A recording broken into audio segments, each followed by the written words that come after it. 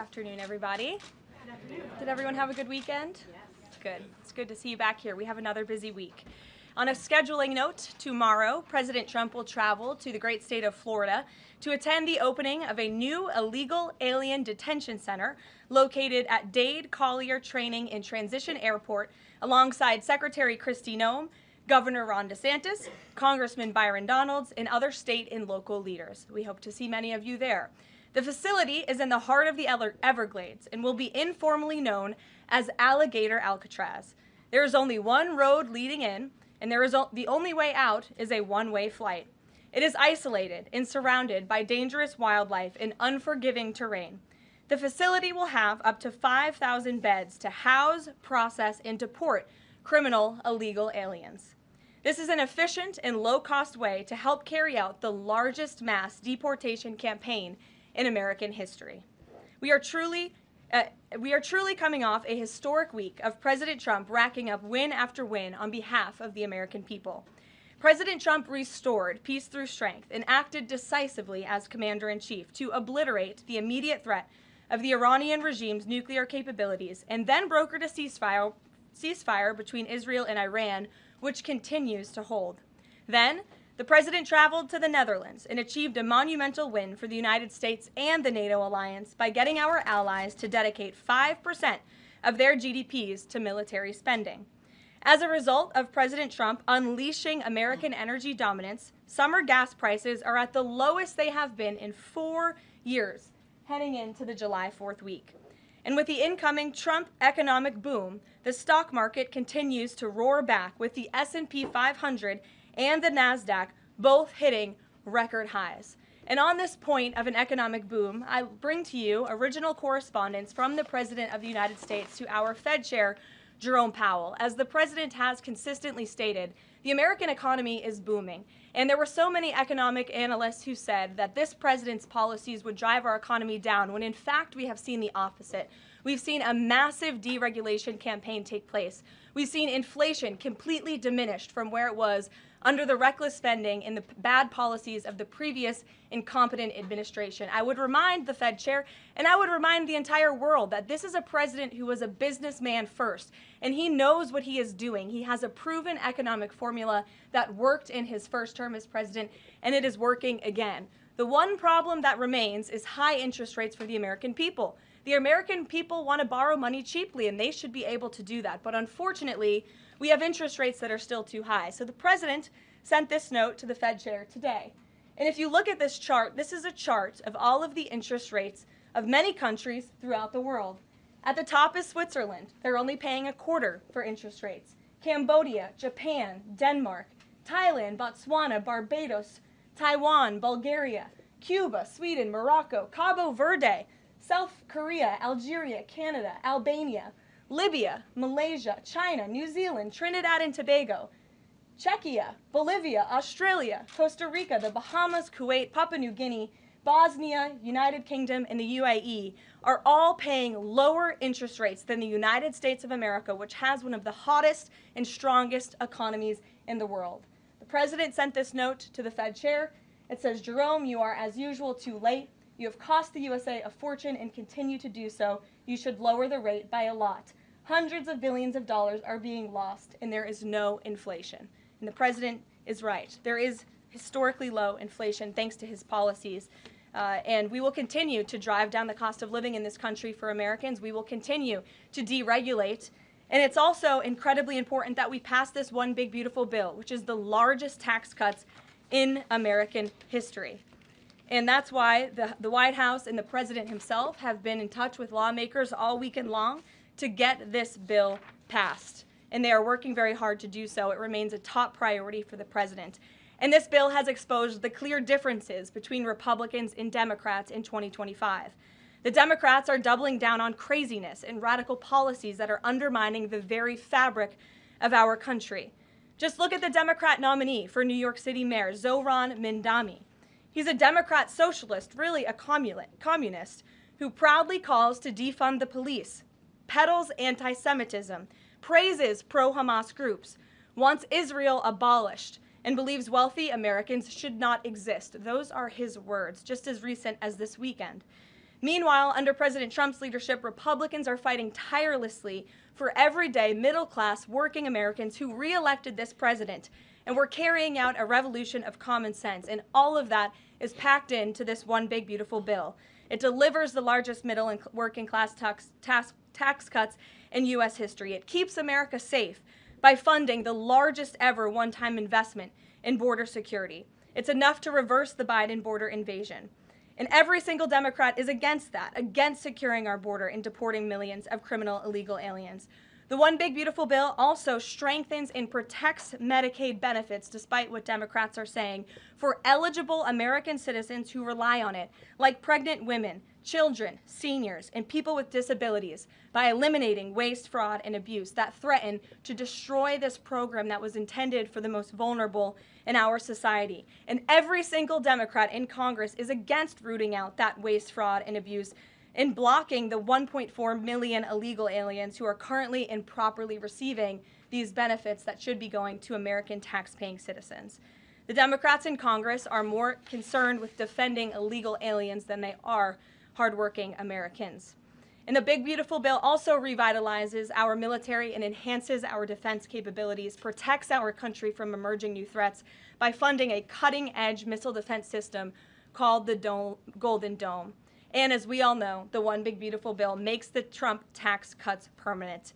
The White House and the President are adamant that this bill is passed and that this bill makes its way to his desk. Republicans need to stay tough and unified during the home stretch, and we are counting on them to get the job done. So with that, we will take questions. John Fredericks is in our new media seat today. John, thanks for being here. We'll kick it to you. Thank you, Karoline. Let's get to the One Big Beautiful Bill first. It appears now you're going to get at least 50 votes in the Senate. There'll be some amendments. What is the President's confidence level in getting 218 votes in the House by the end of this week in order for him to sign it on Friday? Well, look, we are very well aware, the President is very well aware, that this bill needs to not only pass out of the Senate, but it needs to go back to the House, and we need the full weight of the Republican conference to get behind this bill, and we expect them to, and we are confident that they will.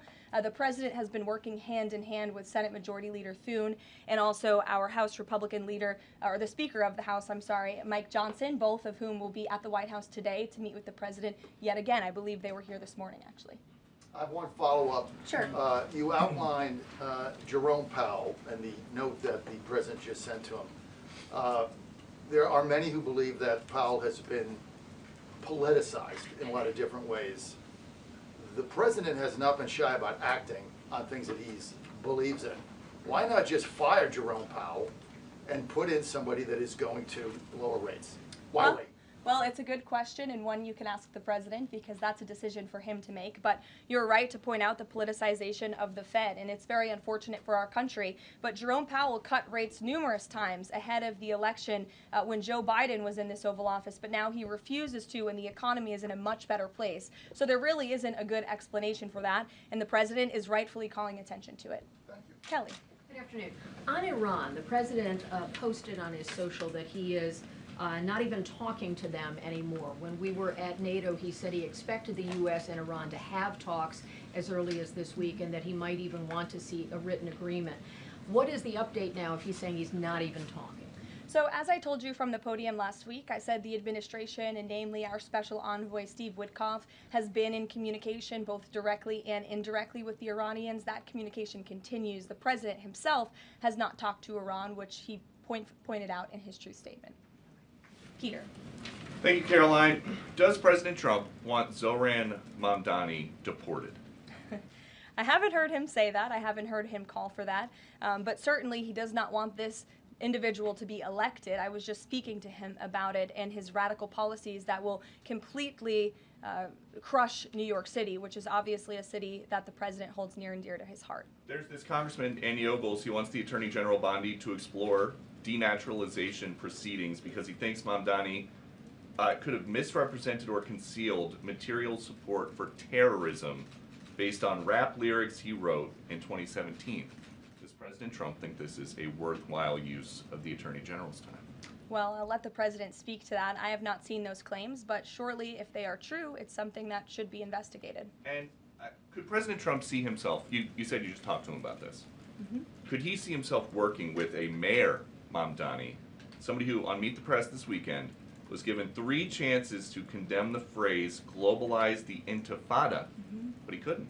Yeah, look, the president is always willing to work with everyone. He's working with Democrats across the country, Democrat governors, and he said he'll work with people on the far left. He works with Republicans. He works with people in the middle. He wants to do what's right for America, but surely someone who holds these values and is quite literally a communist and condemns every value that makes this country great. Common sense, law and order, low taxes, working hard, and earning your keep in this country.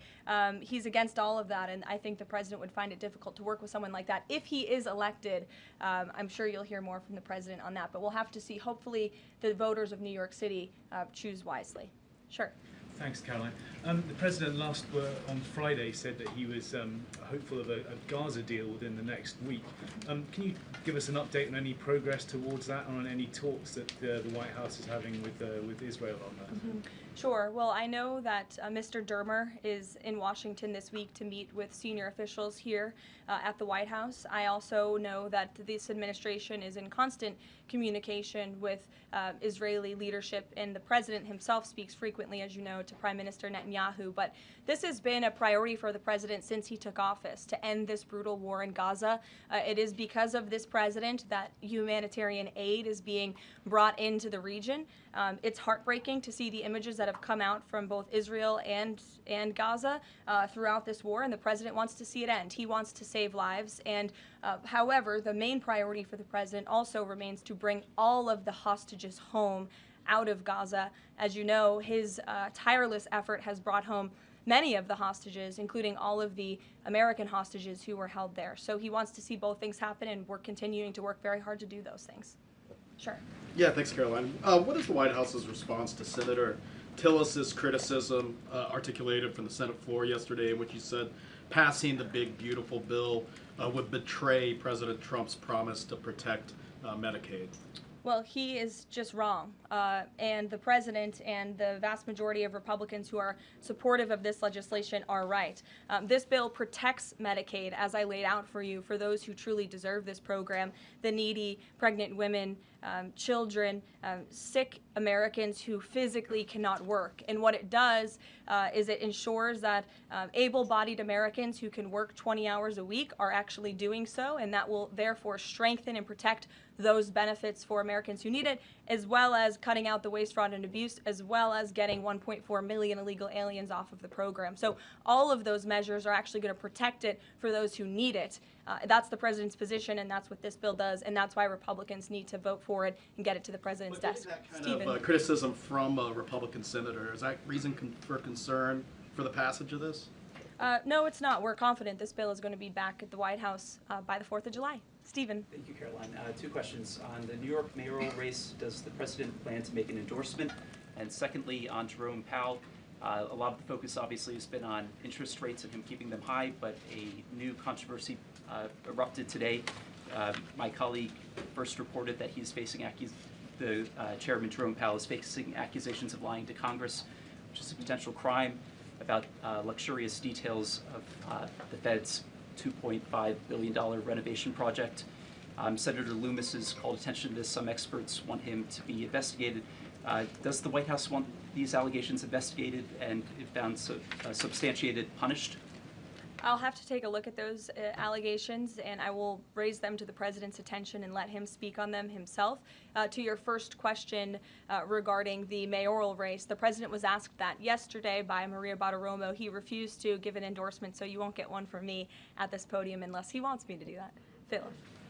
Philip, go ahead. Oh, Sure. And then I can go to you. cool. Thanks. Thank you. The president said that he's working on a temporary pause for immigration enforcement in certain industries. I'm wondering what you can tell us about how he's determining which industries are deserving of a pass. He mentioned farmers, but what about, say, construction workers? I mean, shouldn't there just be one standard here? I don't have any more details to read out for you, but what I can tell you is that the White House is working closely every day with the Department of Agriculture as well as the Department of Homeland Security when it comes to workforce enforcement, worksite enforcement, I'm sorry. And the president's focus and the focus of this administration is, of course, to remove public safety threats from the streets and to deport as many of the illegal criminals, especially the violent criminals that we know are still here because of the previous administration. So that's the main priority and the goal. And then the president has already made cuts to the Office of the Director of National Intelligence, but now Senator Tom Cotton has put forward a bill that would cut the office by another 60%. What's the president's reaction to that legislation, and is this something that he would support, those additional cuts? I don't know if the president's even aware of that legislation, but I will get you a response if he is aware and if he wants to respond to it. Go ahead. Thanks, Caroline. You mentioned the dangerous wildlife at the alligator Alcatraz. Is that a design feature? Why is the president going with this mega bill in such a precarious position in the Senate? And then also, can you talk about the CBO estimate that it would add about 11 million uninsured? Well, look, when you have illegal murderers and rapists and heinous criminals in a detention facility surrounded by alligators, yes, I do think that's a deterrent for them to try to escape. We do know that some of these illegal criminals have escaped from other detention facilities, like one in New Jersey, which I know was recently reported on. So, of course, we want to keep the American people safe, and we want to remove these public safety threats from our streets, and we want to effectively detain them as best as we can. As for why the president is going, I think his trip to this detention facility actually underscores the need to pass the One Big Beautiful Bill, because we need more detention facilities across the country. The last administration let in nearly 20 million illegal people from all over the world, and this administration is focused on arresting and detaining them. But in comparison to that 20 million illegal criminal population in our country, we only have 7,000 ICE agents in the interior who are doing this very important work. And so we obviously need more personnel, we need more resources, and that's why we need to pass the One Big Beautiful Bill. On the CBOs. Go ahead. Yes, in the pink. Oh, thank you, Welcome. Caroline. Can you please share some details of China trade deal? Has the U.S. agreed to ease some export, technology export restrictions? Sure. Well, the final language that was agreed upon in both Geneva and in London was signed just past week. We can get you that final text of the agreement.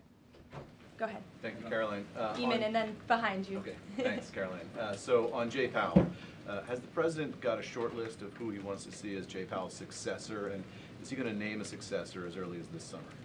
I won't get ahead of the president on any announcements on that. Does he like Scott Besson for the job? Again, I won't get ahead of the president. And on TikTok, if you could, real quick, he said Sure. yesterday he's got a buyer, but the question there is, does he have a seller? And do you have any indication from the Chinese government that they've authorized a sale of TikTok to the U.S. or to U.S. buyers? What I can tell you is that these discussions with China regarding the sale of TikTok have been ongoing at the highest level, and they will continue. As you know, we have another 90-day extension, and it's just to continue to work out this deal and make sure that TikTok stays on for the American people. That's the president's main goal in this, while protecting their privacy and their security. Behind you. Go ahead. Thank you, Caroline. The president has been calling for a deal in Gaza for 2 days and many posts. Who is blocking the deal? And one other thing, when he posted on Netanyahu's trial, also he said it interferes with the negotiations on Iran and on Gaza. What did he mean by that? I'm sorry, to your second question? The second question, when he posted about the Israeli Prime Minister trial, Yes. he said it interferes with the negotiations on Gaza and on Iran. What did he mean by that? It interferes because it physically and logistically was interfering. The prime minister was slated to go to court last week when he's in the middle of negotiating a peace deal and bringing hostages out of a war-torn region. And so the president was simply, I think, emphasizing his empathy that he has for Bibi Netanyahu and seeing him go what he's going through with his own judicial system in the state of Israel. Clearly, the president knows that very well. He, too, was a victim of a judicial system that was trying to put him in jail, as you all know. You all covered it. But President Trump prevailed. That's why he's back in the Oval Office, and he believes that Bibi Netanyahu is a great leader for the people of Israel. The president just worked with him closely to end that 12-day war and to obliterate Iran's nuclear facility, to take out that imminent threat, not just to the state of Israel, but also to the United States of America and the rest of the world. And he believes that Prime Minister Netanyahu should be praised for that. Go ahead. Ms. Caroline, on the mega bill and the amendment that would limit Medicaid expansion under the Affordable Care Act, does the president want that amendment to pass? The president wants this bill to pass. Meredith. Hey, thanks, Caroline. On trade, we have this looming July 9th deadline coming up. We heard the Treasury Secretary say that he expects to wrap up these trade deals by Labor Day, but when President Trump was asked yesterday about any extensions by July 9th, he said, I think that would be necessary. So is the president ruling out any extensions on trade for any nations, even if they're negotiating in good faith? Well, you heard from him directly. He said he did not think that it would be necessary. He is going to set the rates for many of these countries if they don't come to the table to negotiate in good faith. And he is meeting with his trade team this week to do that. Mary. Thanks, Caroline. I just watched a CNN segment on a new app called Ice Block, and it kind of appeared to be promoting this app where you can tell people where ICE agents are. Given the recent rise, An app that tells people where ICE agents are? Yes. And given the rise, I believe 500% increase in assaults on ICE agents, I wanted to see if you could comment on that and why CNN would be promoting such an app. Well, it's a very good question. I'll have to go back and watch the clip myself, but surely it sounds like this would be an incitement of further violence against our ICE officers. As you know, as you stated, there's been a 500% increase in violence against ICE agents, law enforcement officers across the country who are just simply trying to do their jobs and remove public safety threats from our communities. And that's something we as Americans, including journalists at CNN who live in many of these cities where illegal aliens are hiding and were let in from the previous administration, should be very grateful for. So we haven't seen the clip. We'll take a look at it, but certainly it's unacceptable that a major network would promote such an app that is encouraging violence against law enforcement officers who are trying to keep our country safe. Caroline, Shelby.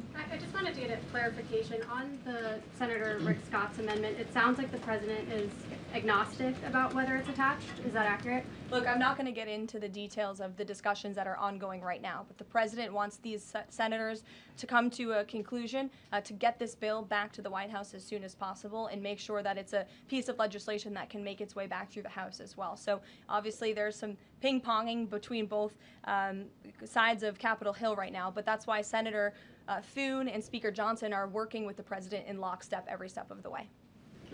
In the back, News Nation, go ahead. Thanks, Caroline. The president did and then in announce. front of you, yes. In front of. Sure, I'll take both of you. The president did announce last week that the trade deal with India is closed, and this could happen anytime soon. Are there any roadblocks as of now? Are there any updates on that? And how does the president see this about China's role or its influence in the Indo-Pacific region? Sure, yes. The president said that last week, and it remains true. I actually just spoke to our Secretary of Commerce about it. He was in the Oval Office with the president. They are finalizing these agreements, and you'll hear from the president and his team, his trade team, very soon when it comes to India. And on China? How do we counter China on that front? Yes, I mean, look, India remains a very strategic ally in the Asia Pacific, and the president has a very good relationship with Prime Minister Modi, as you know, and he will continue to have that. Go ahead. Thank you, Caroline. On the reconciliation bill, Senator Tillis from the floor yesterday seemed to suggest President Trump was getting bad counsel on the effects of the bill.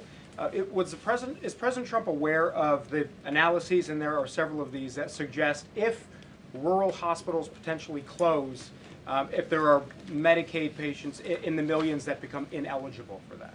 Yes, and that claim is just simply untrue. Rural hospitals comprise 7% of all hospital spending on Medicaid, and that illustrates that they have not benefited from the massive increase of waste, fraud, and abuse under the Biden administration. So this bill strengthens Medicaid. It will protect those benefits that hardworking Americans need, and that's why the president wants this bill to pass. The senator was wrong. The president put out a Truth Social post addressing it, and then the senator announced he's no longer running for office anymore. So I think that case has been closed, and the White House is continuing to focus on getting this legislation to the president's desk for his signature.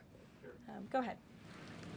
Yes, you. Yeah, thank you so much. Well, you and then you. There's confusion here. A question on Syria. Go ahead. Has the Syrian government get back to you that they are ready to join the Abraham Accord? Is there any discussion with the Syrian and Israeli government for having a security agreement?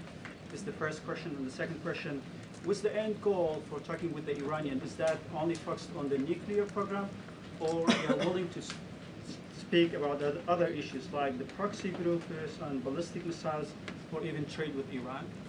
So as for discussions between Syria and Israel, you'll have to reach out to those respective governments. I can't comment on that. But what I can tell you is that this afternoon, the president will be signing an executive order to terminate the United States sanctions program on Syria. And this is in an effort to promote and support the country's path to stability and peace. The order will remove sanctions on Syria while maintaining sanctions on the former President Assad, his associates, human rights abusers, drug traffickers, persons linked to chemical weapons activities, ISIS and their affiliates, and Iranian proxies. And this is, again, an action that the president promised and shocked the world with in Saudi Arabia, because he's committed to supporting a Syria that is stable, unified, and at peace with itself and its neighbors. The president met with Syria's new president when we were in the Middle East, as you know, and so this is another promise made and promise kept by this president to promote peace and stability in the region. Thank Go you, ahead, Caroline. Alice. Sure. Questions on two topics, if you don't mind. Sure. Alice Howe with NTD here. First on Canada. Canada says it's now dropping its digital services tax on American tech companies days after President Trump says he's halting all trade talks with Canada. First, what's the president's reaction to this? Can you tell us more about his call with Prime Minister Carney over the weekend? How did he get Carney to drop it? And also, what's the impact on American tech companies given this latest progress, as the president says he has been fighting for American tech companies? It's very simple. Prime Minister Carney in Canada caved to President Trump in the United States of America. And President Trump knows how to negotiate, and he knows that he is governing the best country and the best economy in this world, on this planet. And every country on the planet needs to have good trade relationships with the United States. And it was a mistake for Canada to vow to implement that tax that would have hurt our tech companies here in the United States. The president made his position quite clear to the Prime Minister, and the Prime Minister called the president last night to let the president know that he would be dropping that tax, which is a big victory for our tech companies and our American workers here at home. And on Harvard, if you don't mind, the administration today formally accused Harvard of violating civil rights laws by not doing enough to fight anti-Semitism. We know that the president has talked to us before about Harvard potentially having a deal with the administration in the coming days. Do you have an updated timeline for that? How is the negotiations going? And is more pressure needed for Harvard to take fighting anti-Semitism seriously? Well, there was quite a direct letter that was sent to Harvard this morning, as you know. The negotiations are taking place behind closed doors, so I won't comment on that. But what I will share with all of you, for those who haven't seen it, is the context of this letter, because I think it's very important. And this comes from the Department of Health and Human Services, which concluded after a thorough investigation that Harvard University is in a violent violation of Title VI of the Civil Rights Act, which prohibits discrimination on the basis of race, color, and national origin. And if you read some of the content of the investigation and what they found, the majority of Jewish students reportedly experienced negative bias or discrimination on their campus, while a quarter of Jewish students at Harvard felt physically unsafe. Jewish and Israeli students were assaulted and spit on. They hid their kippahs for fear of being harassed and concealed their Jewish identity from classmates for fear of ostracization. Images were widely circulated amongst the Harvard community that trafficked in obvious anti-Semitic tropes, including one that showed a dollar sign inside of a Star of David, and the campus was vandalized with anti-Semitic stickers, including one that showed the Israeli flag with a swastika. The Harvard campus was racked by demonstrations, as you all know, violent protests that violated the university's rules of conduct. The demonstrations called for genocide and murder, denied Jewish and Israeli students access to campus spaces. These are all facts that Harvard cannot dispute, and that's why the administration has found them in violation of Title VI and has threatened to withhold their federal funding, because if you break federal law, you should not be receiving federal tax dollars. And so I rest my case on Harvard. Andrea.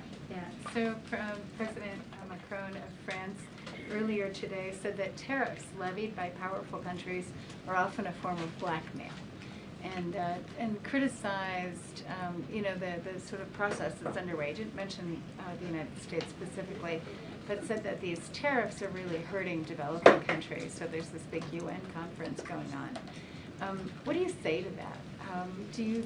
What is the president, was he aware of that comment, and did he have any response? I think the president and the White House would certainly reject that characterization by Prime Minister Macron.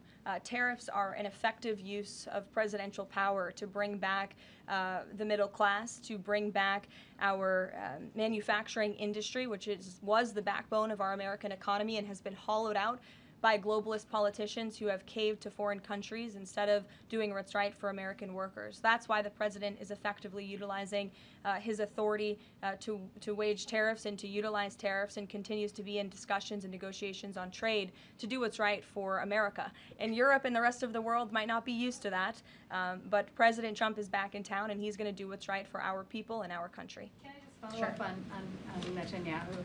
So there's a report in Israeli media that the Prime Minister will actually be here, that Netanyahu will be here today meeting with the President. Can you confirm that?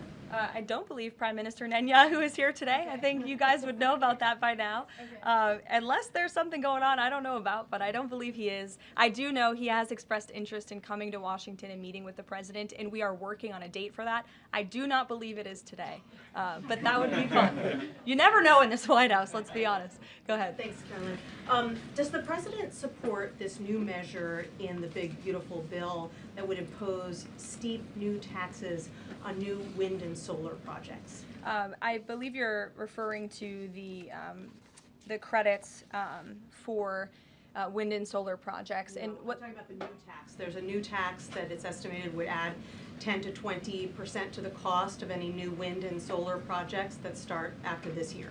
Again, I don't want to comment on the specifics of provisions, but I'm sure the President will speak on that directly. Again, this is an ongoing process. The President continues to be very much engaged with the leadership in both the Senate and the House to get this bill back to his desk. Did the President ask for that provision? Because the National Building Trades Union is saying that it's the equivalent of terminating more than 1,000 Keystone XL pipeline projects. Is that something that would concern him? Well, the President spoke on this yesterday in his interview, and he said he understands that legislators want to protect jobs in their communities and in their districts. And so he understands why some of them are against this provision, but he also understands why people want the provision. So again, this is an ongoing deliberation and discussion, and the President is engaged in this very much. Go ahead. Thanks, Caroline. We've been hearing from White House officials for weeks that you're close on trade deals with a number of countries. Can we get any update on which countries will have deals by the 9th and when there may be any announcements? I'll let the President and the trade team speak on it. Can you respond to the CBO estimate that the Senate bill would increase the deficit by nearly $3.3 trillion?